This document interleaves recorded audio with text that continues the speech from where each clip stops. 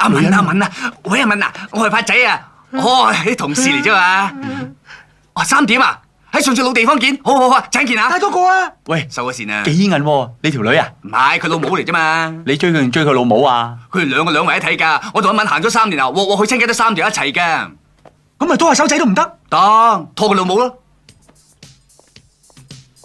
咁嬌耐噶，一陣見咗翻嚟，一個人見唔到啊，屙拔甩啦。冷華，你平時咁爛口，一陣見到外母收唔收得住啊？梗係唔係啦！我咁樣同佢講嘢，佢嬲噶。我外母好巴閉嘅，佢周不時啊上電視教人煮菜啫。哦，我知，刁太啊嘛。好，做佢咯。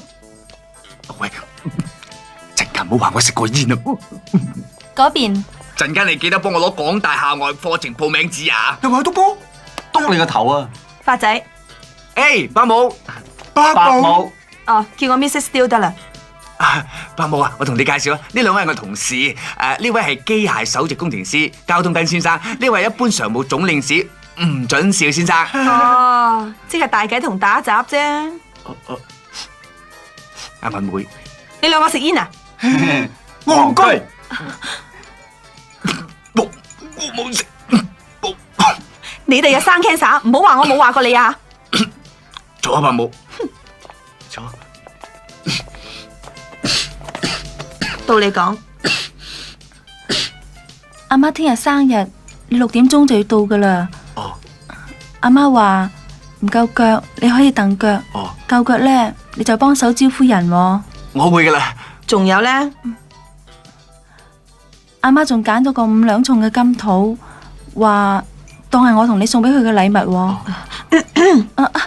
唔係阿媽揀嘅，係我揀嘅。伯母，你唔應該叫 Mrs. Steele 啊，叫 Mrs. Watt 啊，差唔多。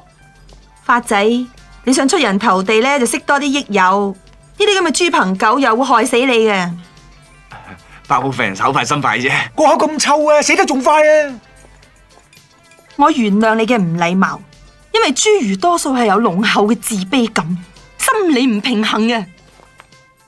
阿基，而家一係我哋走，一係佢走，你講啊？梗係我走啦！